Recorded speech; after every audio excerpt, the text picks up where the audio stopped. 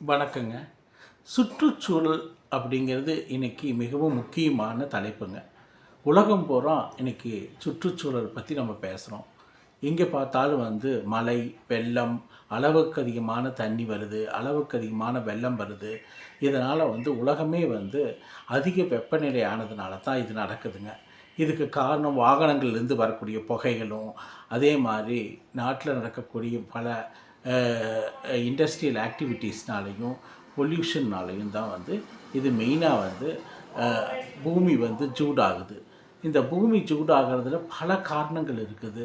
அதனால் பல விளைவுகளை சந்திச்சுட்டு இருக்கோம். ஸோ நம்ம இந்த பூமியை காப்பாற்றணுன்னா நம்ம வீட்டிலேருந்தே நம்மளுடைய சேவையை நம்ம செய்ய முடியும்.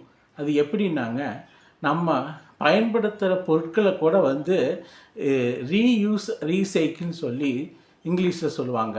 தமிழில் என்ன பண்ணணும்னா மறுசுழற்சி மறு பயன்பாடு அப்படின்னு சொல்லலாம். நம்ம என்னென்ன 5 பொருட்களை எப்படியெல்லாம் மறுசுழற்சி மறு பயன்பாடு மூலமாக பயன்படுத்தலான்னு பார்க்கலாங்களா? ஒன்றுங்க, நம்ம வீட்டில் இருக்கக்கூடிய சாப்பாட்டு அல்லது வெஜிடபிள் வேஸ்ட்டுகளாக இருக்கு இல்லைங்களா, அந்த வேஸ்ட்டுகள்லாம் வெளியே அனுப்பாமல் நம்மளே வீட்டில் ஒரு பக்கெட்லேயோ ஒரு பையிலையோ பாலித்தீன் பையிலையோ போட்டு மண்ணை சேர்த்தி தொடர்ந்து வச்சுட்டு வந்தோம்னா அது மக்கி நமக்கு வீட்டுக்கு இருக்கக்கூடிய மரங்களுக்கு உரமாக பயன்படுங்க. நம்பர் 2ங்க, நம்ம பழைய துணிகளை நம்ம என்ன பண்ணலான்னா ஒரு வீட்டுக்கு தேவையான கால்மிதியாகவோ அல்லது பழைய துணிகளை நமக்கு ஒரு வகையான கார்பெட் மாதிரியோ அல்லது வேறு விதமான அழகிய பொருட்களாகவோ மாற்றிக்கிட்டோம்னா அந்த பழைய துணியை வேஸ்ட் பண்ணணும்னு அவசியம் இல்லை. அப்புறம் நம்பர் 3, நம்ம எப்போவுமே பிளாஸ்டிக்கு கேரி பேக்கை வாங்கிட்டு வீசிடுவோம். இந்த பழைய பிளாஸ்டிக் கேரி பேக்ஸ் சுற்றுச்சூழலுக்கு மிக கெடுதல் விளைவிக்கக்கூடியதுங்க.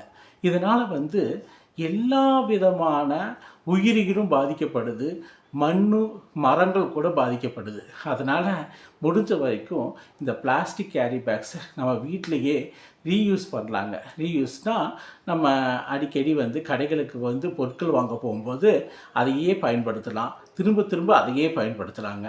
அதை தூக்கி எறி 4, பழைய நியூஸ் பேப்பர்ஸ் எல்லாம் அதை வீசாமல் நம்ம என்ன பண்ணலான்னா அதை பொருட்களை சுற்றி வைக்கிறதுக்காகவும் பொருட்களை ப்ராப்பரான மெத்தடில் ஸ்டோர் பண்ணுறதுக்கும் நம்ம யூஸ் பண்ணிக்கலாம். நம்பர் 5ங்க, இந்த பிளாஸ்டிக் பாட்டிலும் இந்த கார்ட்போர்டும் நிறைய நமக்கு வீட்டுக்கு அடிக்கடி கிடைக்குங்க பொருட்கள் வாங்குறதுனால.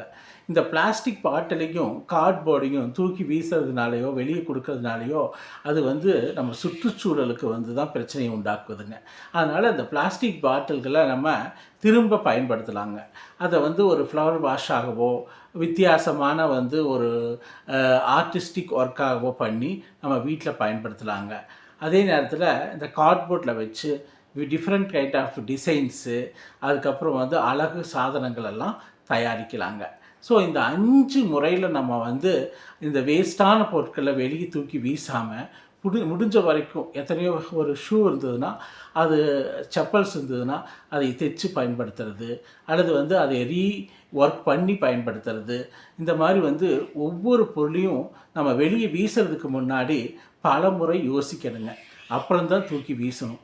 அதை மறுசுழற்சி மறு பயன்பாடு பண்ணி நம்ம பயன்படுத்தினா அது இந்த சுற்றுச்சூழலுக்கு நம்ம செய்யக்கூடிய மிகப்பெரிய நல்ல விஷயங்க. இது இன்னிலிருந்தே செய்யுங்க. நம்ம சுற்றுச்சூழலுக்கு ஒரு நல்ல நிலையை ஒவ்வொருத்தரும் பண்ணும்போது சிறுதுளி பெருவெள்ளங்கும் போது நம்ம நாடும் நம்ம உலகமும் காப்பாற்றப்படும். நன்றி, வணக்கம்.